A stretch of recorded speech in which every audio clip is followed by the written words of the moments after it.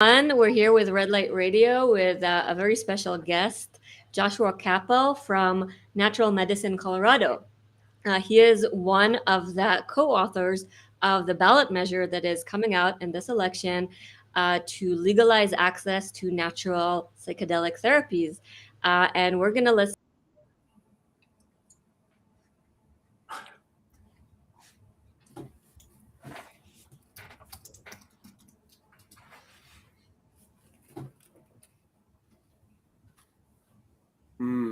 Frozen? Yeah.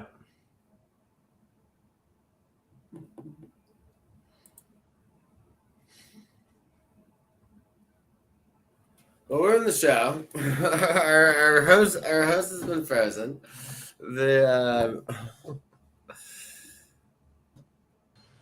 Okay, we're back again, I hope. I think I froze for a second due to something happening to my connection as these things go. So, as I was explaining, we have Joshua Capel, who is going to teach us about the ballot measure in Colorado. And we're here to answer questions. So, anybody who's watching this on any of our social media, please post in the comments any questions, and we can actually respond live. We also have Jeff Hamburg. Jeff is a Red Light Holland's therapist in the Netherlands with many years of experience using psychedelics, natural psilocybin for therapeutics inside of a part of the whole offerings that Jeff offers. And Jeff can actually teach us how this thing works in the Netherlands, where it's actually legal, who does it help, what are the benefits, and again, any questions that you have for him. How are you guys doing? Good. How are you? Yeah, I'm great and very grateful to have you here. I know it's sort of last minute, but I know this vote is going to be really important. So I hope we're going to get a lot of people from Colorado learning more and hopefully influencing their vote. And before we start the actual question and answers, I would love to share a very quick presentation around what does actual classical psychedelics do to the brain. Um, and this is based on my academic work that by now has become quite mainstream to explain the effects of classical psychedelics. And I always like to start with asking people to first just imagine that what their brain is doing is building sandcastles, with the sand being the incoming information that's coming from their senses. Whatever you see, hear, feel, even smell, that is like constant sand that's coming into your brain. And the buckets are actually what your brain has previously learned. And cognitive neuroscience, we call these priors. And your brain is constantly trying to fit the sand into the buckets to actually create your perception. So perception isn't something that's passive, it's really a creative process that your brain is doing. Now, what psilocybin and other classical psychedelics, and we'll talk a bit at the end about ibogaine, which is a different type of psychedelics, but anything from DMT, mescaline, or psilocybin, they're all considered classical psychedelics because they activate a very specific receptor called the 5-HT2A receptor. And what that does is it breaks down these buckets that your brain has learned over the years, maybe even from the time you were really, really young. It breaks the buckets down and allows your brain to then fit the incoming information into different buckets, creating a different perception, really changing how you experience reality. Now, you can imagine that if those buckets were created because of trauma or addiction, suddenly you can actually get a different perception and really change these patterns. How do we know this? So we're not going to go very deep into this graphic, but just a little bit, where we see where these receptors are situated in our neural circuitry. We see they're sitting on very specific feedback patterns that go from these high level areas that are involved with our priors to lower level areas of the brain. And they're hyperactivating those receptors, causing them to be more sensitive. So instead of, the best or one simple example that I like giving is, if in a normal case you're walking down the forest and your brain is constantly trying to predict, right, using these buckets to create your reality, it might predict, oh, I'm going to see some animals, or maybe I'm going to see some plants, right? This is your sort of default normal state of being. But once you consume psychedelics, these buckets will get broken down, become more sensitive, and you'll get a more detailed possibility state. So your brain might start predicting, oh, maybe I'm going to see a specific flower or tree, and maybe at some probability I might even see an elf, right? Maybe it's a low probability, but it might be there. And all these new possibilities can then enter your brain and really change the way you perceive reality. Now, who can benefit from this? So, when we look at the current research, we're seeing massive amounts of different conditions from anxiety and depression to addiction to post traumatic stress. People at trying to accept their deaths with a terminal condition. Really amazing result also around OCD and bipolar. Anything that really has to do with these buckets that we talked about, being maybe too constraining or being formed because they were beneficial at some point in life. This is what Jeff actually teaches me a lot. And it is important to remember that all these buckets were helpful for us in a type of situation, but that type of situation might not be benefiting us right now. So anybody who has these types of conditions might benefit. Um, Now, Oregon itself has come out also with a great review of all the science, really saying the same thing, that psilocybin can reduce depression, anxiety, including end of life and threatening conditions. Um, and it can also reduce problematic alcohol and tobacco use. Really quite impressive. And one of the most important things, really, if there's one thing that I would like you to remember from all of this, is to remember that classical psychedelics are not addictive. Now, I'm bringing this up because I'm seeing some of the people that are, against this bill really not knowing this, or just providing misinformation. Classical psychedelics do not affect the dopamine system. And we're not going to get into the exact mechanism of addiction, but there's a very, very specific mechanism that happens. If you see here, the DA represents the dopamine neurons, and there's a delta phos-B, which is a transcription factor that is increased from anything from cocaine to opioids to smoking. Anything that we can get addicted to, including sugar, by the way, affects both dopamine and the delta phos-B. Classical psychedelics do not do that. And that's really, really important to remember.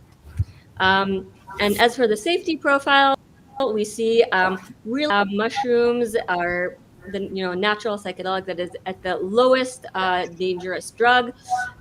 Really so much more when you compare, at least from my perspective, the potential benefits to the potential harms.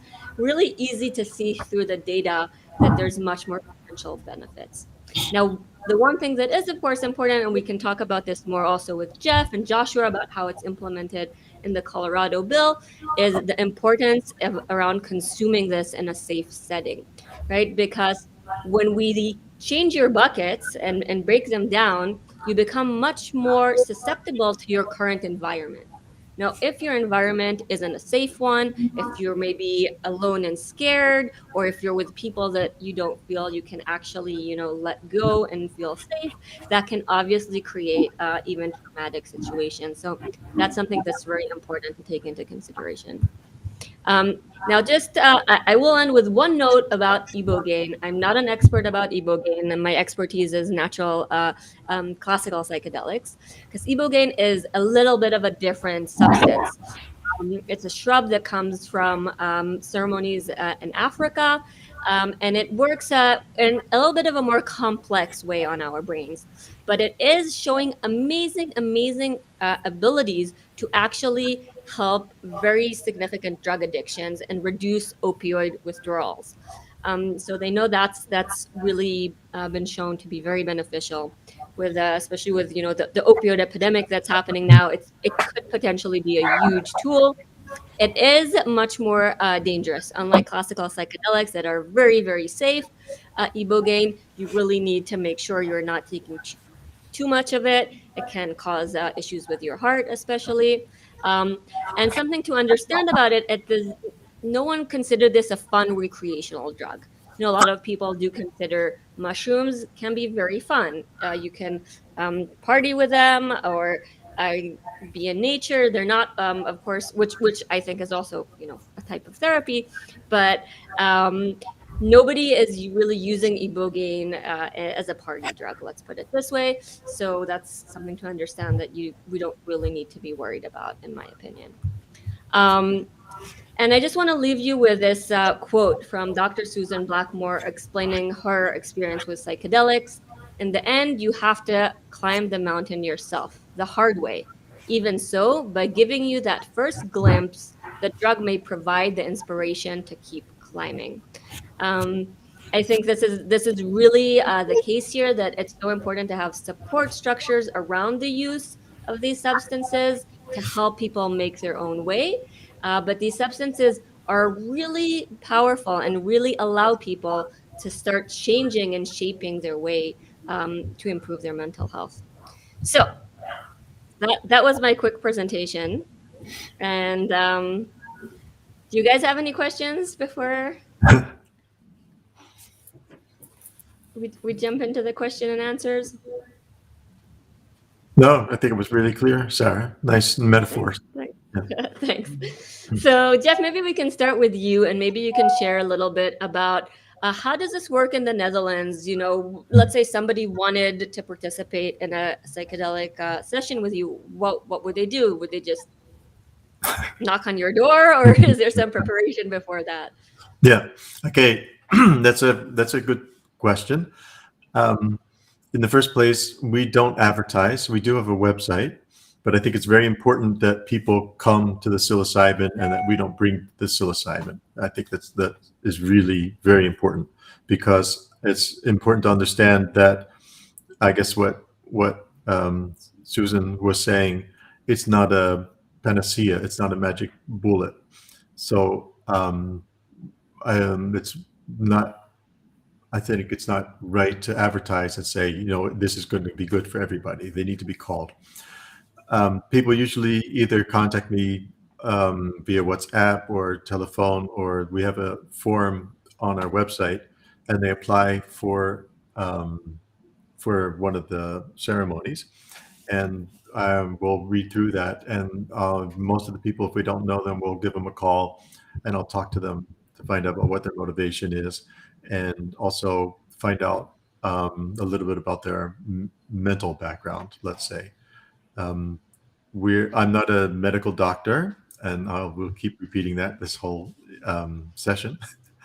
And I'm not qualified to diagnose people with certain syndromes or disorders, but you do get a sense of some people that are not very well grounded, let's put it that way, that I would be wary of having them in a ceremony.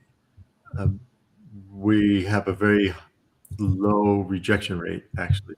There are very few people that we've said, "Oh, you're not ready for this," or "Try something else."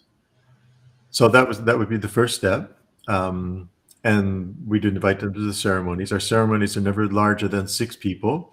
And I work with my daughter, who is also has a master's in psychology, and she's really good at this work as well. And yeah, then we have the ceremony. Would you like me to tell a little bit about what we do? Yeah, Or? I think people are very curious what happens in a ceremony. Okay. What I've learned is that psychedelics work in the same way that I'm a hypnotherapist as well, a registered therapist in the Netherlands. That psychedelics work actually in the same way that the dream world works and hypnotherapy works. It applies to our symbolic, metaphoric brain. So symbols and are very important. So we usually start the ceremony off with some we smudge people with using white sage, which is also a good point of making the normal day, the normal daily life, and making it something sacred. So it's making a division into a different place. Then I'll do an invocation. We have an altar, and we'll do an invocation to invite the 4 wind directions and the 4 elements to come in, and the power of the earth and the power of the sun and the stars. People don't need necessarily to believe in these symbols, but it's priming the subconscious to work with the psychedelics. Then I do a meditation, and usually I do a meditation that people will grow roots down into the earth, and the roots will spread out, connecting with other people, and that you feel when your roots are going much further that you're more stable and more grounded, and that helps them prime going into the journey. Then we offer the truffles, and it's very interesting because Dutch law says we are not allowed to prepare the truffles. So anything that we do ourselves is not legal. So everybody has a mortar and pestle, and they get the truffles and they grind. We talk about intentions, and then when they have the truffles, they grind their intentions into the truffles, and then they pour it into a cup, and then they pour porcini bouillon that's into the cup and drink it in that way. We found that that's the one of the best ways to consume truffles, actually. Um, then we invite them to lie down. Our paradigm is that we invite people to do an inward journey. The best method we've seen is that they lie down, put on an eye mask. I have a curated playlist for about 6 hours, um, and invite them to lie down. So when they lie down after they've consumed the truffles, I'll drum on a shaman drum for about 20 minutes until the truffles start to come up, and then we put the playlist on. Sometimes recently I've got a set of singing bowls, so sometimes I'll stop the music and play some of the singing bowls as well. I have other instruments as well, and then during the session, people are generally very quiet and lie down. Um, Sometimes they need to go to the toilet, so we accompany them there. It does happen that sometimes people do need assistance, and we're there to do that. Fortunately, we do it all in my house, so it's a very comfortable setting. And there are different places in our house that people want to sit on the balcony, and we have a house that looks over the harbor, so it's very nice and calming to watch the water. So there's different things that people can do if they need to do that. At about 4 hours, 3.5 hours into the ceremony, we give them some fruit and nuts, and then invite them also to maybe see if there's more coming, because a journey will usually go in waves. And then afterwards, when they're starting to come up, we invite them to go downstairs and make a drawing of their journey. So that's basically that. After they've made the drawing, we come back and do a small integration circle and talk about what the journey was, mostly based on the picture, and try not to make stories out of it. I really try to emphasize that as soon as you make a story and put meaning into the journey of what you've done, you've collapsed several layers of meaning on it. So it's very important to keep it open, and that's why the drawings are very nice. Is because you see one thing when you've drawn it, and then maybe 3 months later you'll see something else. Oh, that's what I was drawing. And so it becomes a more an evolving experience. What I also do is about a week or 10 days later, we have an integration call for a half an hour to an hour. And oftentimes that seems to be the most important part actually of the whole journey, is the integration, so that people can unpack what they've learned and what the essence is of what they've experienced. So that's about Yeah, that's super fascinating. Even I didn't know a few of those details. And Josh, I'm curious how much of what Jeff is describing is similar to the actual ballot measures that you're trying to get legalized, and what are things that might be different? Maybe you can give us a quick overview. Yeah, definitely. And thanks for having me, and thanks for sharing, Jeff. Hold on.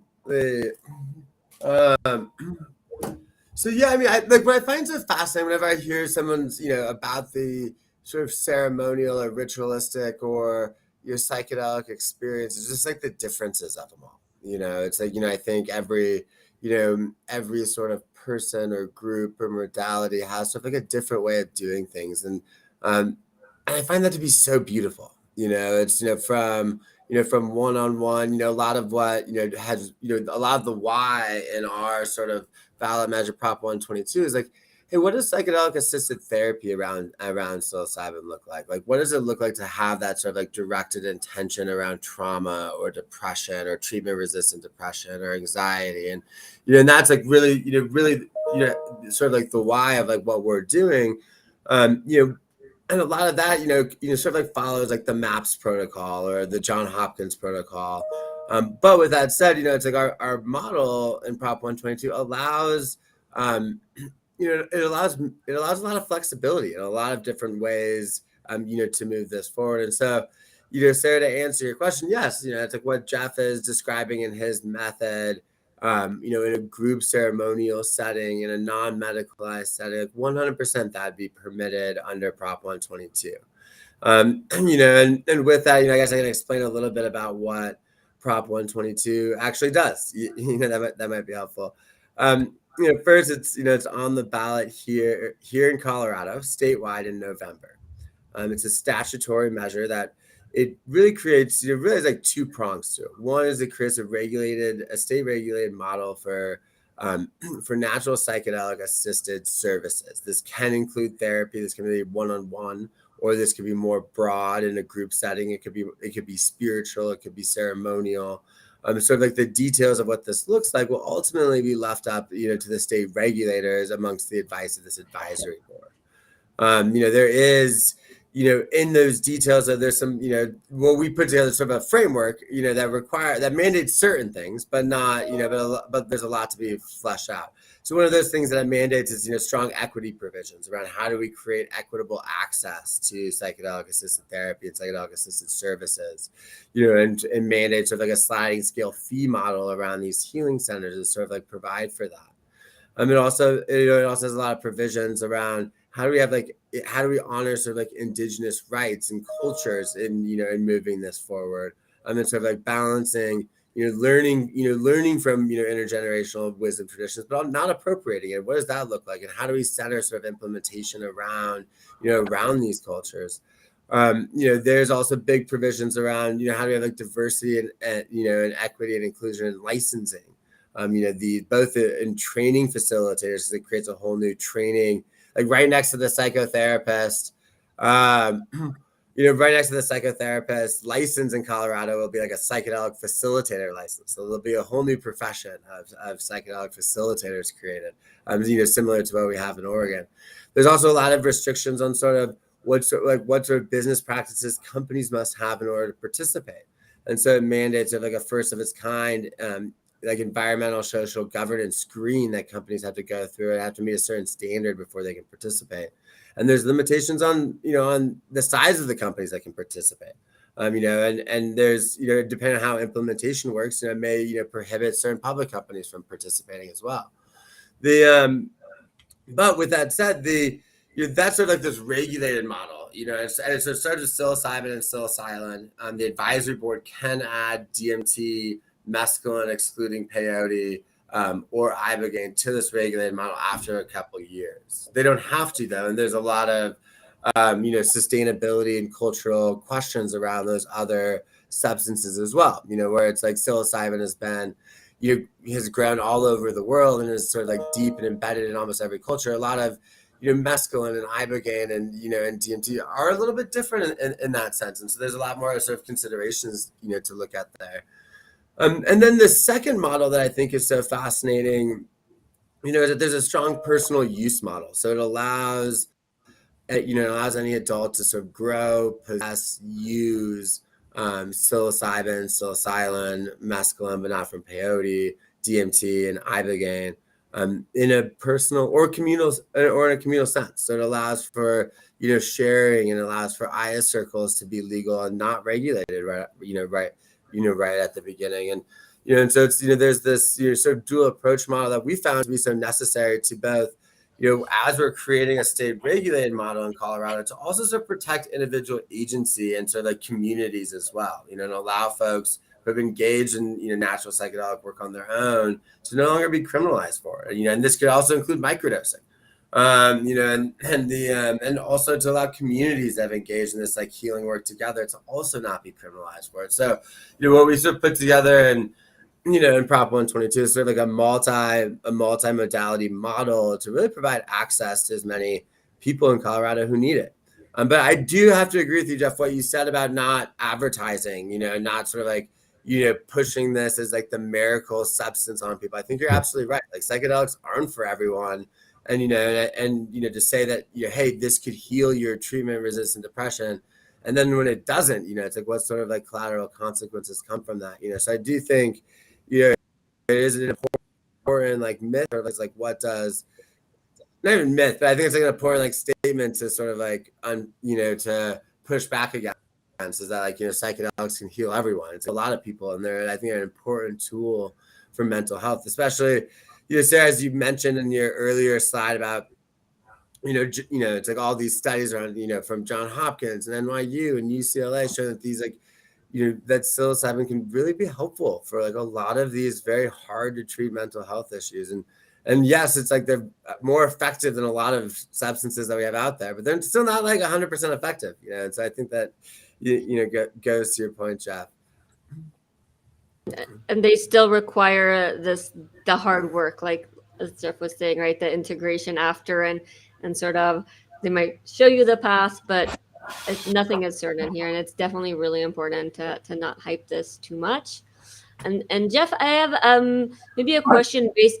Yeah, I'd like to I just definitely. say one thing about Joshua. What it said is also very important is the communal aspect of it, of building small communities that are allowed to use these substances.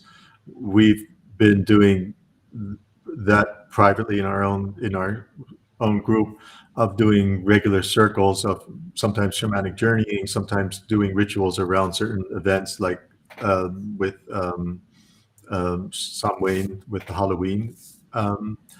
And using what we call mezzo doses of psilocybin, so not high doses and not microdoses, but somewhere in between. And it's really beautiful to see the group healing that can take place.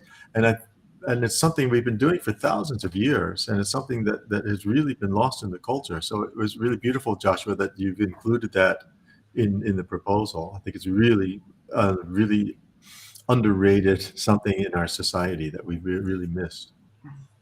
Yeah, I appreciate that, and it's definitely like a lot of sort of community activists that were really pushing for the communal nature of it, and I agree. I think it's absolutely key, and it's something also that like a lot of folks who don't have experience with natural psychedelics like don't quite understand. Mhm. So it's a hard message to sort of convey, but it's like having that sort of supportive community, both on what you said around integration, but also to like be there with you, I think is like very, very key. It's a very key part of that setting. Yeah. And I think oftentimes, especially in our like in our post-COVID world where it's like we've been so isolated, it's the community is like even more important than it's ever been. Yeah. Yeah. So Jeff, I know of course you can't give us exact stories about clients, but does your experience sort of fit what we're seeing in the science literature of around who is actually benefiting from legal access?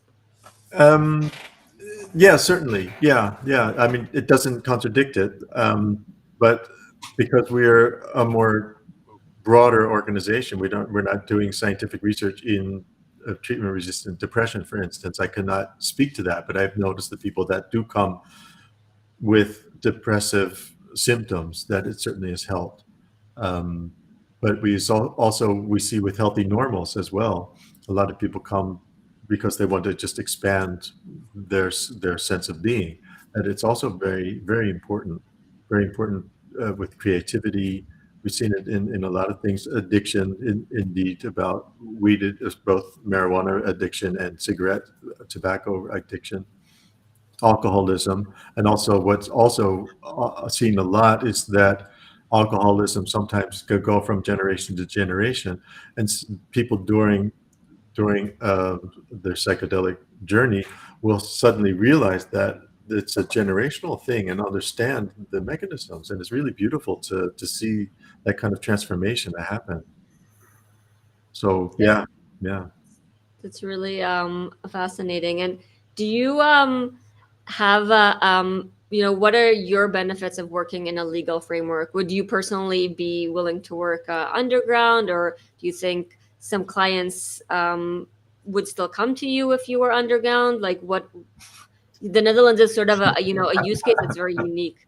That maybe we can share some of that for people in Colorado that are a bit worried about turning this into Yeah, actually a legal framework. yeah, yeah. No, I understand that. Let me just say that not all substances are legal in the Netherlands, only Yep. truffles. Yep. So only the what grows underground on the mycelium networks. The mushroom itself is not. Um, you're allowed to grow it yourself and consume it yourself, but we are not allowed as therapists to give it to people. So it's only the truffles. So that there is a larger underground network, of course, in the Netherlands of people using other substances. What are the advantages? The advantages are we can present it.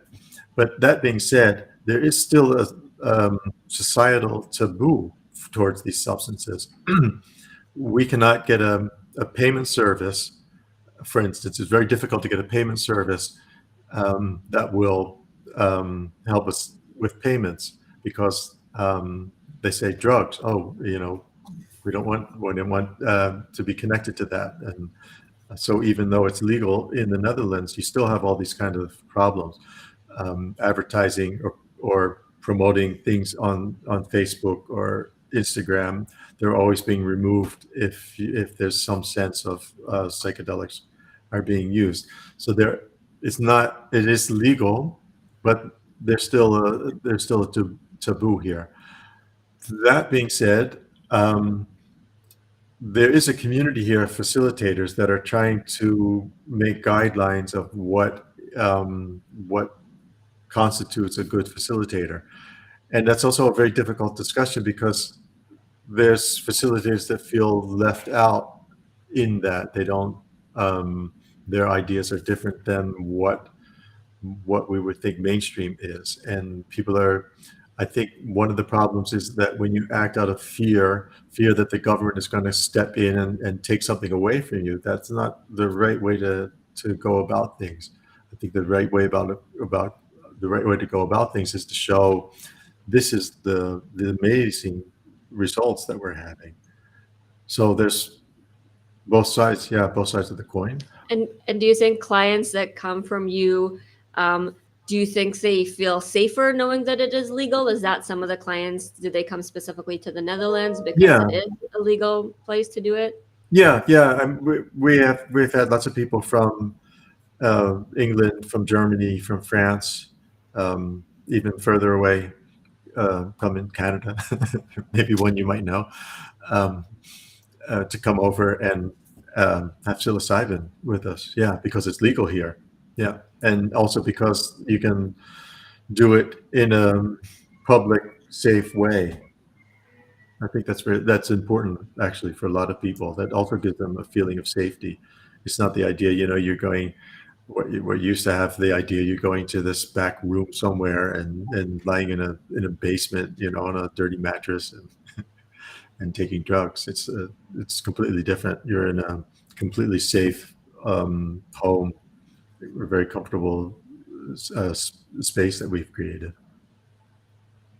Yeah. So though I want to bring up something that Joshua, you actually touched a bit, but I know some people are concerned around sort of big pharma companies coming in the moment something goes from underground to being legal. And you touched a bit about some ideas that are in the ballot that are going to try to prevent it, but maybe you can talk a little bit more about that.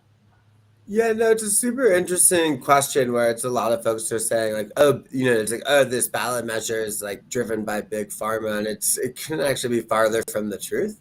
It's like although this measure changes state law in Colorado, which like effectively, changes 99% of the arrests. It doesn't change federal law. And so there still will be sort of like a technical illegality, sort of what we see like around cannabis in the U.S. And what that sort of means is like a lot of companies who are developing drugs at the federal level, won't step in and obtain a license in Colorado. They don't want to risk what they're doing at the federal level to to participate in a state authorized but federally illegal system. And so I think that's sort of like the big, a big sort of like limitation on a lot of pharma companies from participating. But then there's also sort of limitations on there's mandates. Like if you want to participate in Colorado's, psychedelic sector, you have to have certain business practices, and those business practices can't just be in Colorado. It has to be like company wide. And so, depending on what the implementation looks like, some pharma companies might not want to participate because they might not want to change their business practices. And then there's the and then there's also sort of like potential limitations on public companies, which could affect Red Light Holland, for Yeah. example. Hmm. The where it's the rule is that an individual can't have an interest in more than five healing centers. And so then the That's question also is similar to Oregon. Yeah. yeah, and then there's a question of like, well, how do you permit public companies if individuals can't own stocks that are freely tradable in more than five healing centers? And so, depending on like how those regulations play out, public companies may or may not be able to, may or may not be able to participate. And I think another big piece too that I think is like very, very key is like under Prop 122, there is no sales, so it's these healing centers can't sell you, it's not like the smart shops of Europe. They can't sell any products. It's only for supervised use. And so, I think that's like a big, thing to note where it's like we're not creating a whole new market. We're literally, creating, access to sort of healing services and then also decriminalizing personal use. I think an important point also is that we're talking about natural substances as well. Correct. And in my very limited experience of synthetic psilocybin, it's a completely different experience. And there's a reason that a truffle or a mushroom is a mushroom. There are so many different nutrients that contribute towards the experience. Right. Jeff, And I think yeah. Sorry. no, I was gonna say, I think there's like a key point because I think it's like, I'm a firm believer in like the all paths forward mentality around access to psychedelic healing. And I believe that there's a path for pharma and the medicalization of synthetic drugs and and insurance coverage and like what works there.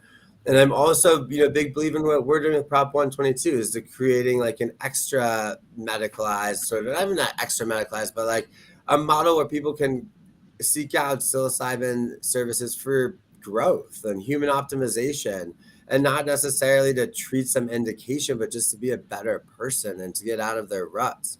And so like that's like sort of, to me, is a key piece of like the why does this like state regulated model exists, like in light of all these companies that are developing like federal pharmaceuticals, is I actually believe they can all coexist. And same with just like the individual like personal use and agency, like that's another model that I also believe should coexist. And it's and a lot of times I think people from one like from one lane want to talk bad about the other lanes for XYZ reasons, and it's just not necessary. It's like all paths have pros and cons and they all meet different people where they are. Yeah, totally. There's some people that will never access these substances unless they get a prescription from a doctor. And there's some people in communities that have been really hurt by the medical community. And, there's a big lack of trust there. And they want what you're calling, extra, this access that doesn't require them to get a label of a mental health issue, right? Like, and I think that's really a breakthrough that happened with the Oregon measure, and that Colorado is continuing that ability to get access without somebody needing to put a label on my mental health. Which to me personally, coming from a neuroscience background and reading through the DSM, it's a lot of it is not a great diagnostic tool. Um, so I'm very glad to see that is indeed part of the ballot. And we're really heading towards, the last day of voting is tomorrow.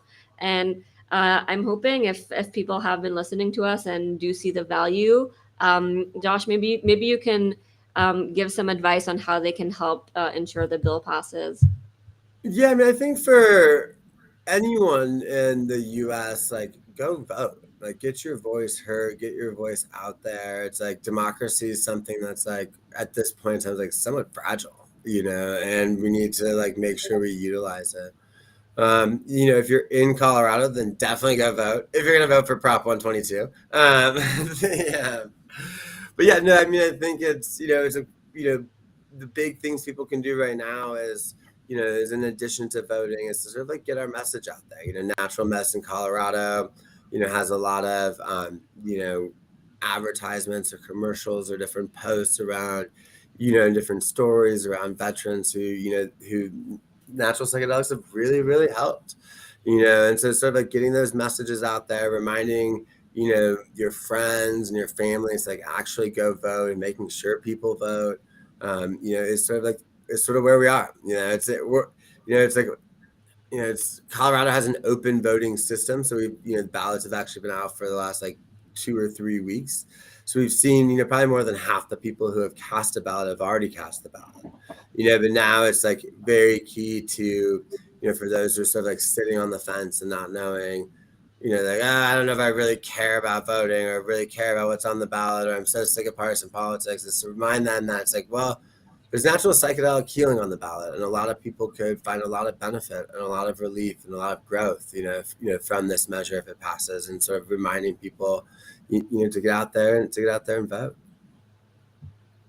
Yeah, I think my personal recommendation, and it's actually interesting. I'm at my hometown in Jerusalem currently, and I had a discussion with my uncle, and his wife that are very I'm going to say started out as very negative. What's your work about? And when I started presenting them with the science that we went through and the research, suddenly you saw their mind opening to the possibilities. So my recommendation is really just have conversations. There's still enough time to have these conversations with people in your family, and I think that's the best way to actually get that human connection, right? If you get that human connection with people, then you can help get them excited about this and make that minimal effort of actually voting. I think that's right. I think it's important to look at this not as like, hey, things are done tomorrow. I think it's like, yes, there's a massive step forward that could happen, but this is a long game. This is like a multi-generational game of like how do we sort of like unlock substances that that for a long time like our society has closed down. A lot of sacred substances that our society has tried to eradicate. How do we sort of like bring those back? And it's it really is a long game. And so it's like having conversations always makes sense. And I think also like doing the inner work yourself also makes sense. It's like it's like, hey, what sort of blocks and trauma do you have? And it's like, how to like do you dive in and like do the healing inwardly, so it's like you can be a positive example and a positive light when you have these conversations. Nicely said. Jeff, any last words you want to share about this? Um, no. There's lots to say, but I think it's really important, and I think it's a really beautiful formulation of what Joshua's been telling about the proposition. I think it really captures the essence of what's important about psychedelics. But it's also, again, very important in the discussions that you have with people that you emphasize it's not for everybody. It's not a magic bullet. It's just helping you do the work that you need to do.